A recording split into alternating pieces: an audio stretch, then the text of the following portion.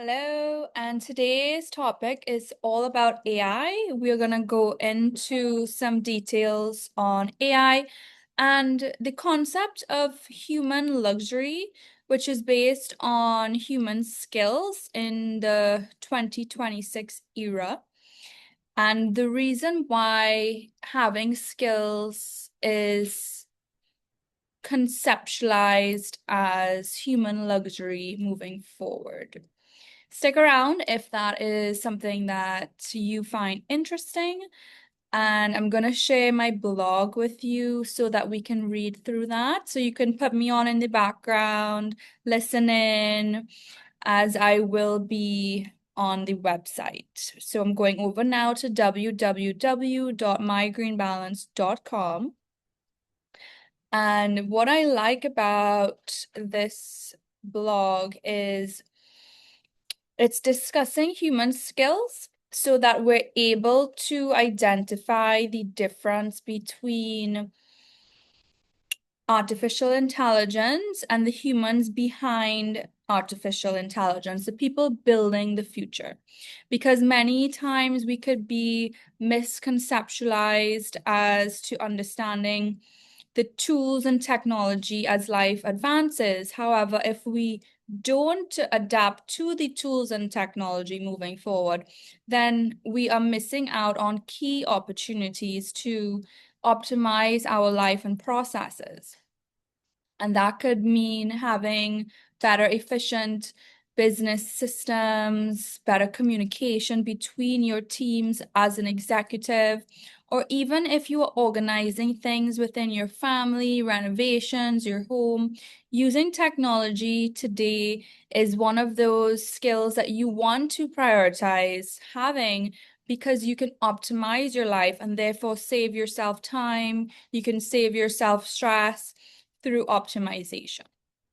So that's why we love these concepts and love chatting about it here to bring light to this conversation. So on this website here, we go over to the article on human luxury. Okay, so when you hear the word luxury, you want to think of what does luxury mean to you? To me personally, luxury means quality. It is peaceful. It is an experience that is assured to be a 10 out of 10 experience. And that is why you choose the luxury option or invest strategically in luxury. So when you think of a human and humans in these differentiating segments, you might wonder, well, Annie, what is this human luxury concept? And I'm here to go through that with you today. All right. So what we're looking at is AI is democratizing access to knowledge, and human excellence is becoming the difference between ordinary leadership and exceptional leadership. Okay. And we want to be able to differentiate leaders from these different levels in leadership. Okay. And that distinction captures one of the more or most important shifts taking place in modern business world. For years, many organizations treated human qualities as difficult to measure and therefore easy to undervalue. And you might have noticed this if you've ever worked for a corporation or an organization that doesn't have regular skill check-ins to understand where you are on a performance metric system. Because as a person in an organization, you are more or most likely to grow and develop as you learn skills from an organization and you have to adhere to your KPIs. And you'll notice that through this time with an organization, you will evolve into a growing human, right? And when it's difficult to measure these skills or shifts, it can be easily overlooked. And so we wonder, well, what are the ways that we can measure these concepts and how do we measure human growth and skills? These are all questions unfolding. attention, discernment, emotional intelligence. You may or may not have heard of hard skills and soft skills, and whether these are applicable to you and for you to understand what is valuable now, what was valuable in the past, and what is actually valuable in the future. Because some skills might be outdated and therefore irrelevant moving forward. Some skills are required to be prioritized to be built moving forward and therefore prioritized in terms of time for development. And this goes further into integrity because the businesses for the future want people who have integrity as a value, standard, or system. Why? Why is integrity such a big deal? Because nobody wants to have liars and people they can't trust in their environment. You know, this is your organization. You need to have a certain standard, and you want people who are in for the long term and who are not going to be in your, non-compete positions when you're building and you're giving your team exposure to the next cutting edge levels of tech or equipment or strategy. And so these values are important and rigorously tested to make sure that you can adhere to a certain standard and also have that as an intrinsic value so that when difficult life situations put you in uncomfortable positions, humans most likely always lean back into their value system when faced with hard, challenging life choices. So if integrity is one of your values and trust and deep listening and genuine care, which we can put through in the soft skills positioning, although they existed outside the serious machinery of business performance and hard skills, which are more hands-on skills, we can say, if this person is committed to working with us for the future, at least we know where we stand with them and we can trust the reliability of the work, therefore showing a certain standard of work ethic and human performance. And this is where it becomes valuable because you get to see, well, what is really valuable to you? Because if you're a business owner, you get to decide, well, these soft skills are very valuable to me because I am an innovator and I want to scale from 100 million to my first billion, or I want to take, 10 million and make it 20 million, or I'm going from 3 billion to 10 billion, or if you're in the must category and you're thinking in the trillions and whatnot, you want to have a team that whatever your goal is, or your next level, or your next project that is going to be transformational, or that the whole world is going to want to purchase and be part of your growing community, then you want to trust that if you set a project and a deadline and requiring a certain skill set and a certain community, a standard of ethic, it's a value system that's aligned. You want a community that has a value system that is aligned, and therefore that is what makes a human luxury, if you understand what I mean, because naturally that person can adhere to these standards where you don't have to put someone in awkward positions to have to explain their values or that they might go off into the competition or whatnot. You have your ethics and your standards, and then you have a team of luxurious humans who show up. They show up with consistency. They get the job done. They get the job done on time or even ahead of schedule. There are no delays. There's no pushback. Everything is done to its best standard because each human has been so well curated and developed that it is an easy standard for them to adhere to because they come into the brand or company as a luxurious human, right?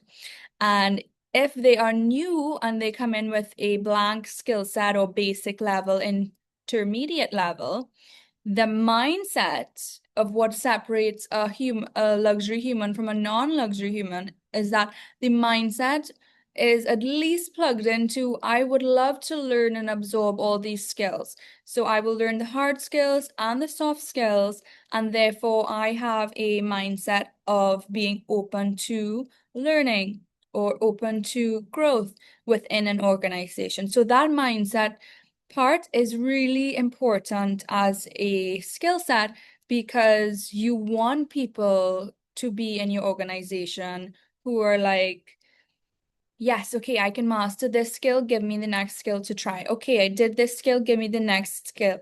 And this is fun and exciting in an organization, which the difference is on the flip side, somebody who is just does the bare minimum, acts lazy, someone who is constantly criticizing things and being disruptive and constantly arguing and being stubborn and not doing things on time and being late and being messy. And that's just not what you want. And to have that plus a mindset of not wanting to see those levels of unacceptable behavior and advance and grow through it and then continue to perform at the base level standards of the organization demonstrates the difference between human skills that are considered the luxury skills and the skills that are the they're just not skills that you want around in a growing brand for the future, or maybe it lacks integrity as well and doesn't have a strong value aligned system.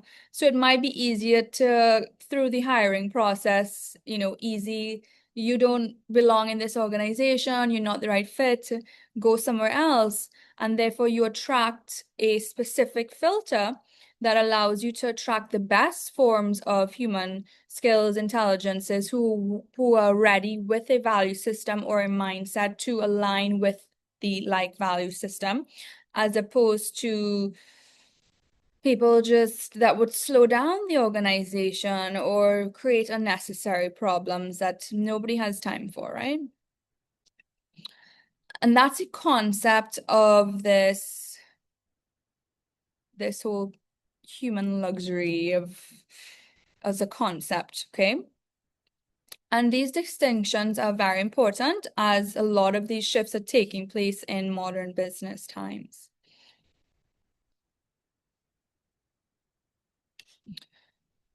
And this language is no longer strong enough for the future being built, because your previous language skills or linguistics might have only crossed a few little bare minimum levels of communication or communication within a workplace.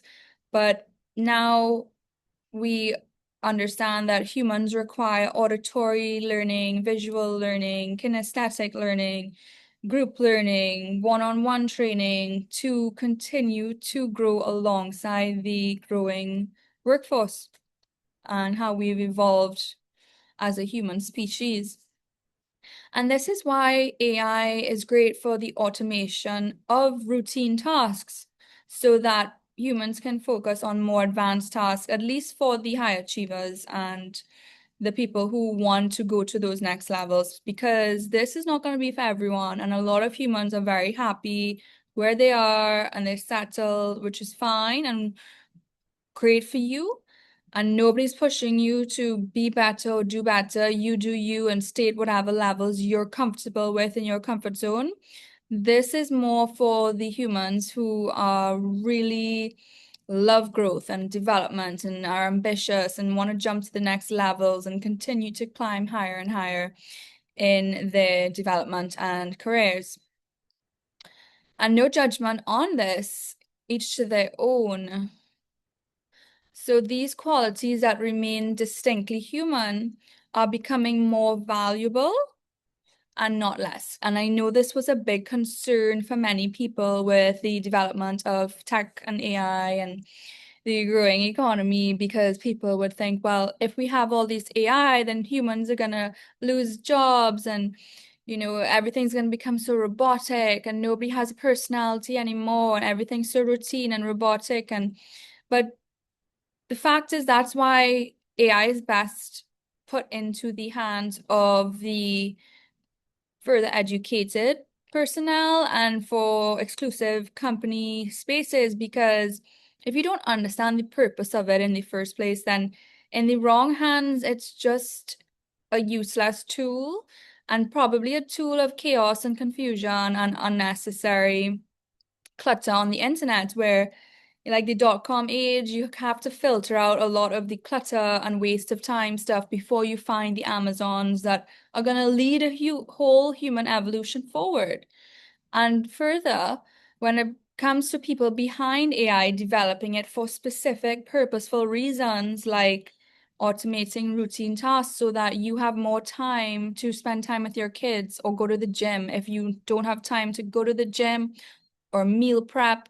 Maybe if you learned AI better, you might find that you can optimize your life so that you have time to go to the gym and work out and eat healthier and get your dream body, for example, right?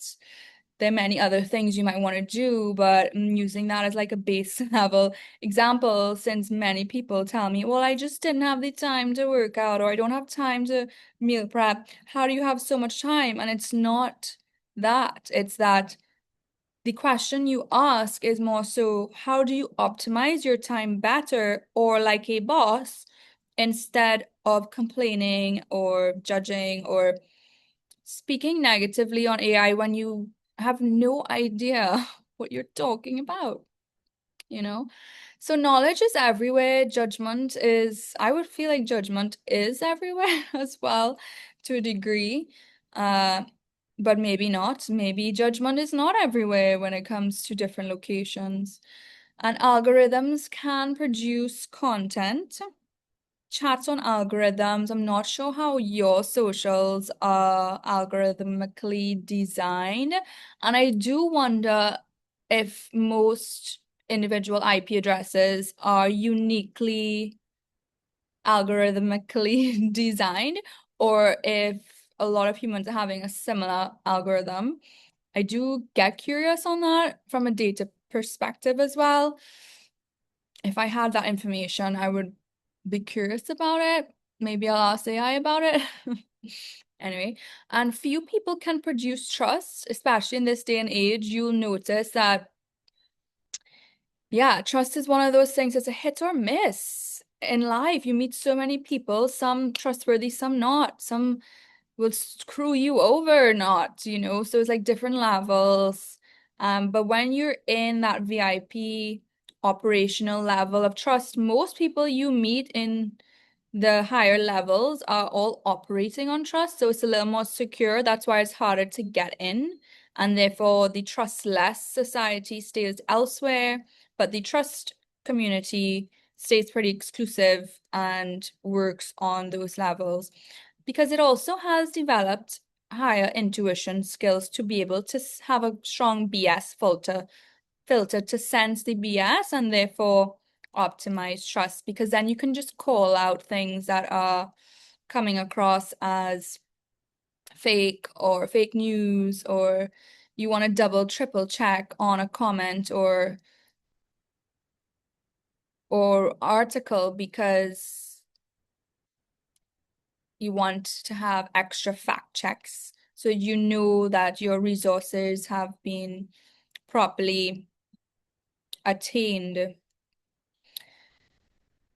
And that's where the knowledge is everywhere, but using or applying knowledge is also a completely different skill that, again, a human luxury person might be able to have a better application process of applying knowledge, because you can look at knowledge, read knowledge, communicate knowledge, but if you don't apply knowledge properly or even to your own life, then it doesn't make your life better or anyone else's. So that's again a skill set to be able to not only read knowledge or attain knowledge, but then to be able to accumulate or have knowledge compound over time, in addition to allocating this knowledge strategically for different sectors within a human life or even an organization. That makes sense to you, makes sense to me. All right. And information is becoming expensive because a lot of the information, especially online, is diluted with a lot of scams and BS and fake stuff and just fake news. That to get trusted sources and reliable information, you want to have sites and proper communities that have the right skill sets and degrees and are accredited, because fake news is everywhere and you want access to what's real, what's verified, and what's accessible. Discernment is a strong skill set that is becoming priceless because navigating through life with all of this chaos around and like constant news and media constantly being bombarded to each human existence, filtering through for discernment is a very strong skill set. And that takes time to be able to develop, because you might notice a lot of people don't even trust themselves. And due to whatever reasons, that's like the foundation or bare minimum of living on this planet, is being able to say, hey, I'm a human and I have a reliable skill set so strong that I really trust myself. I trust myself with everything I make. I trust myself to show up on time, be reliable, manage my stuff, manage my work stuff, manage my client stuff, manage my health. And that is a form of human luxury that a lot of people may not have, or may not even have the inclination to know where to begin developing. And the right environments are what help to build that, but also having the right skill list of how to develop for those next levels in what's valuable in the future. This is why Migraine Balance really continues to refine its language. So personal brand became an executive intellectual property. Framework became executive architecture. That evolution matters because language sharpens perception. And as we evolve and we take humans through this evolution, whether you can keep up with us or not, we run a fast race. We are always running and growing and creating and pushing forward, but we try to bring as many people along as possible. And people stop along the way and we meet people and we give resources and we do our best, and we're always online as an infinite resource to be able to access to get to your next levels, because this speed and growth is important to us since we come from a very high discipline background. Okay. And when we use these language, through growth in optimizing communication skills so that we become more precise, therefore reducing time to go in circles of unresolved communication arguments, failed systems, failed processes, because we see that as a waste of time and human capacity and evolution. So when we see these systems and cycles and patterns that people are stuck in, we immediately remove ourselves, look at that situation, and decide we're not going to be involved in that because we don't see that as a valuable use of our time, space, or energy. What we do see as a more efficient time value is to attain and refine better communication skills so that our language is precise. We can solve problems through our communication. We can deal with things as required. And we don't want to be stuck in any cycles that are stuck and stagnant for years, because that is a draining, unhealthy system where we see instead that if there's a solution, we communicate, we get it done, we move forward next. Solution, problem, solution, move forward next. Problem, solution, move forward next. Problem, solution, move forward next. daily, weekly, monthly, daily, weekly, monthly, daily, weekly, monthly, training the brain, what skills are doing daily, weekly, monthly. What are the processes? What are the systems? What are the communications? And then so repeat. And most athletes operate these ways, but with their training. And so what we do is we take this athlete mindset of how we train in these concepts of if you go up to the gym on a Monday and you do shoulders and chest, and then Tuesday you do legs, and then Wednesday you do cardio and abs, and then Thursday you do triceps and more core, and then Friday you do biceps and back, and then Saturday you do Pilates and yoga, and then Sunday you do a walk and some cardio, and then you do the same thing all the time. So it's a repetition. We show up, we have no excuses, we get the job done, and that's just the way it is here. And we have no excuses, and we don't ever apologize for the standards that we live by. Okay, so it's either you get it, you keep up with us, you're on this path, or you're not, right? And either way, we're on this path, so we don't mind. Because we like it, right? We love this stuff. So when the language becomes more precise, the philosophy becomes easier to recognize, protect, and build upon. Over time, these terms become part of the intellectual property of My Green Balance, giving readers and clients a more memorable way to understand the work, check in with time, space, reality, refresh their goals, refresh their routines. And it's a reliable resource that we are very proud of. The luxury market has understood this principle for decades, and at its highest level, luxury has never been defined solely by expensive materials, prestigious logos, cars, handbags, or visible status. True luxury is defined by the quality of the experience. Clients remember how carefully they were welcomed, how deeply someone listened, how thoughtfully a solution was designed, how discreetly sensitive matters were handled, and how consistently excellence was delivered. That's why they go back. Those experiences are created by people, and no algorithm can fully replicate that genuine human presence. I mean, you'll notice now when you have to call companies and get customer service of bots online, if you get a solution in under 15 minutes, that's a miracle, you know? But there are some basic level stuff that are required that the bots handle in under 15 minutes.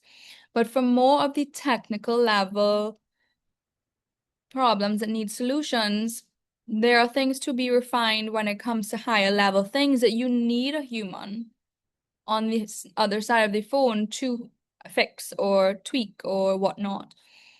And I think that's the differentiating point of this conversation, is to understand what are the automated, autonomous repetition stuff that people need to do, like pay bills. That's a simple thing, but maybe a more intricate request of dealing with frauds or stolen credit cards, or, you know, random drama things that you need a human to kind of go through and track that stuff is required. And people pay for that security and luxury because you want quick, timely solutions to anything like that. And when it comes to luxury, also, when it comes to customer service and the difference between going to a 5-star hotel or a Michelin star restaurant to your neighborhood chicken shop or place, motel or something like that is going to be a whole different experience. And that is the difference between bare minimum, basic level communication, maybe even student life, being on a budget, lower levels of human existence, and optimized wellness and Pilates and health and youth anti-aging and customer service in that regard, healthy diets, portion control. Even going further, that in human luxury, you will not complain about the price to pay for a lovely meal that's a small portion on an oceanfront location, because you know you're paying for the real estate and the customer service more so than the quantity of food on your plate. All right. And that's the difference between luxury, and you'll notice even that on the lower scales of non-luxury, I'll say, like the communication is always, well, that price of this and price of that, too expensive this, too expensive that, and the portions are huge. And there's always some commentary about the price and the portions and the food, or some criticism. That to me, that is a non-luxurious form of communication to even hear that type of communication in the first place, right? And I think that's the difference between swiping happily and swiping with a new annoyingness, because you can swipe and be like, I love spending this money. Or you can swipe and be like, oh, that was the worst money I ever spent, blah, blah, blah, blah, blah, blah, blah, blah, blah. Two completely different energies, right? And you get to decide, when you're moving forward with fitness brands, health and wellness, how do you want to be treated when you're going to talk about going to the gym or scaling your business or taking a Pilates class or buying exercise outfits, seeing what fits better on your body, getting the right and best recommendations to find an outfit that suits your body shape and size. Luxury is not only something a person buys, but it's something a person becomes. A leader who remains calm during crisis, a strategist who combines AI with wisdom, a professional who listens deeply before speaking, an executive who protects confidentiality without compromise, a consultant who solves problems with discernment instead of ego. These capabilities are becoming rare, and rarity creates value. On the conversation of ego, it's interesting because we're all born with egos. We're all born with this shield that we carry into the world. And only through time with yoga, looking at my toes, every time I would look at my feet, looking at my feet, looking at my feet, I got into pedicures because of yoga, for sure. But it gives you the notion to always remember, leave your ego at the door. You are coming to spend time with your body as a human. And it really reminds you that no human can get away from the pain you feel in a warrior 3 or 2, and you have to breathe through it, because that is the humanness of us. And yes, status is important when we're moving through the world and we're skipping lines if we're in the diplomat society and we don't want to waste time. But at the same time, you know when and how to apply that ego for safety or security or for time saving, but not to the sense that you're going to abuse it just for the sake of abusing something because it's unattractive. You'll notice it's just unattractive. Like, you can either go do a downward dog and touch your toes and remind yourself to get a pedicure to keep your toes in nice, smooth shape and enjoy your feet. Or you could be in denial and pretend your toes are perfect. And I think that's what ego is, you know?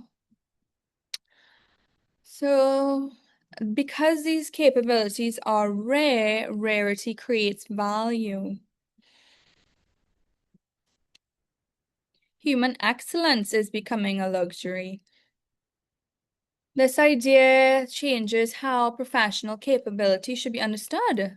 The business world can no longer afford to call these qualities soft when they often determine whether organizations can earn trust, retain clients, lead teams well, negotiate effectively, recover from crisis, and build lasting professional positive reputations.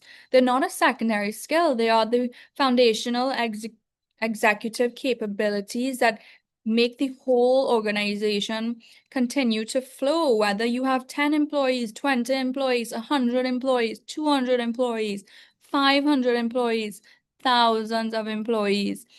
It all matters because everyone is required to have a level of communication that gets to the point, gets solutions, gets the message across, and on to the next task. It has to flow, it has to keep moving because stagnancy does not exist in the best levels of business. And it's a form of, I don't want to say complacency, it's a form of not inadequacy of skills to not have the proper communication skills, but it's definitely an insight into where you're lacking a skill set that maybe you ought to improve.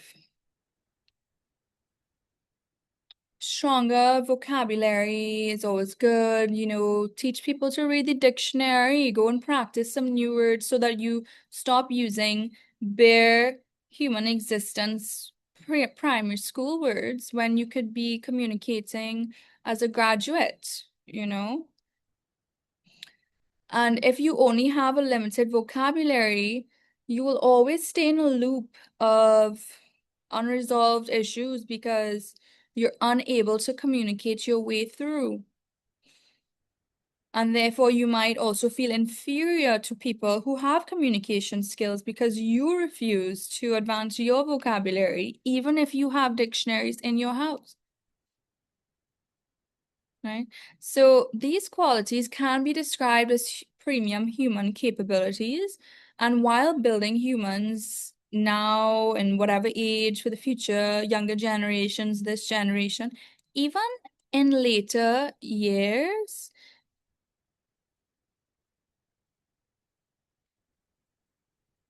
am I still rolling?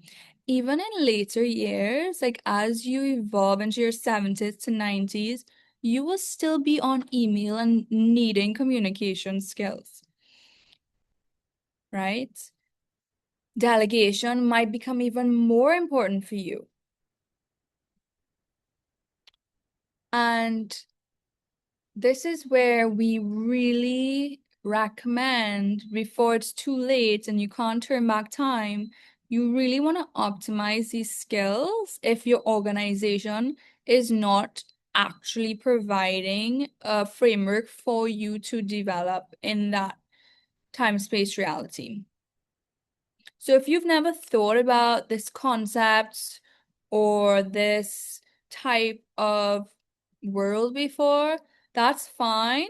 Maybe you can consider this an introduction to this world of linguistics to be able to identify a goal for yourself. If you think you're all perfect and you have the best of everything, maybe you can have better communication skills and you can write that down as a goal. Maybe you can have better human performance competencies or create a stronger physique in the gym. Maybe you can jump to next levels of strategic human capabilities, or most distinctly, human luxury skills. Maybe you're not perfect. Maybe there are future levels for you to advance to if you stop being lazy and really owning on your time management skills. So luxury human skills reframes the entire conversation because you can spend as much money as you want in first class, private planes, chefs, mansions, real estate, VIP membership clubs, golf clubs, country clubs. At the same time, you require the skill set to know how to dress for these clubs, how to communicate with dignity and integrity in these clubs, how to have levels of trust, applied empathy, executive presence, courage, emotional regulation, to be able to stand in these locations and clubs and to be able to address people with respect, to be able to hear what people are saying with deep listening skills, to choose your words wisely, to know how to communicate and to know whom you're addressing and to what levels of respect you greet different levels of royalty or levels of diplomacy in society so you know your place. It's one thing to be a Nepo baby, sure, but it's another thing to be a Nepo baby who spends on cheap products, clutter, not hiring the right people, and just low experience-ish, more so than better quality and, learning how to match your pants and your shirt and your shoes. If you're gonna spend properly. You know what I mean? Then also hobbies. Okay. So lots here. I'm not going to keep you too long because this is something we could continue to chat about. Uh, this is a little break before I really wanted to go back into. I know these talks get a little long sometimes, but it is a podcast. It's meant to be something to listen to fill up your time while you go through the monotonous parts of life. That's the point of a podcast. It's that I want to be able to go back into my storytelling, which is more of my fun stuff. This is more the work stuff. So there are a few topics on this channel that you can explore. So you'll find hair, diet, you'll find mindset, you'll find evolution, you'll find fitness, you'll find executive presence and elite performance, you'll find some stories, and you'll find some island life and a mix of city life in there too when I get to travel. And I love going into these stories, and I really want to dive into more of these stories, but I have to get through some of the serious stuff first. I do enjoy it all, but work is work. And thank you so much for sharing your time, space, and energy with me. I really enjoy showing up here and having this stage and communicating about my educated experience on the future of tech and development and my research and blogs and words and that sort of stuff. So I'll wrap up here with this is why, human luxury as a concept is so exciting. I just love it. I do love the concept of this human luxury component. And it's really about people and humans who build exceptional stuff and brands and create exceptional experiences in the world and protecting its quality, inviting people who genuinely appreciate the standard and want to experience it without devaluing it. Excellence is not created by unlimited access. It is created through intentional design, disciplined stewardship, and the courage to preserve what makes the experience valuable in the first place. AI will continue democratizing knowledge. Human excellence will continue distinguishing the leaders, brands, and organizations worthy of trust. Value does create premium positioning, okay? And as the world becomes more automated, these human capabilities are more distinctive. Distinctive capabilities create differentiation. Differentiation creates value. Now, you might be thinking, but Anik, you barely have any followers and you're such a new channel, and this stuff seems a bit far-fetched.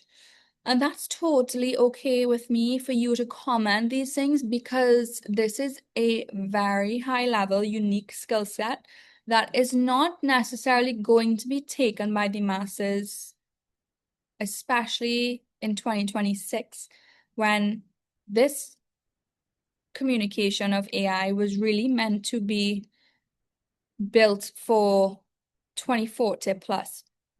So the fact that we're here now and it's still niche and we're so new is totally okay, because it's here before its time, possibly, and maybe you're just one of those people who are also ahead of time. Remember, what is popular on the internet is also usually quite scandalous, and you'll see that the quality of what you'll find in the masses is not going to be the quality of what your heirs might enjoy in this prestige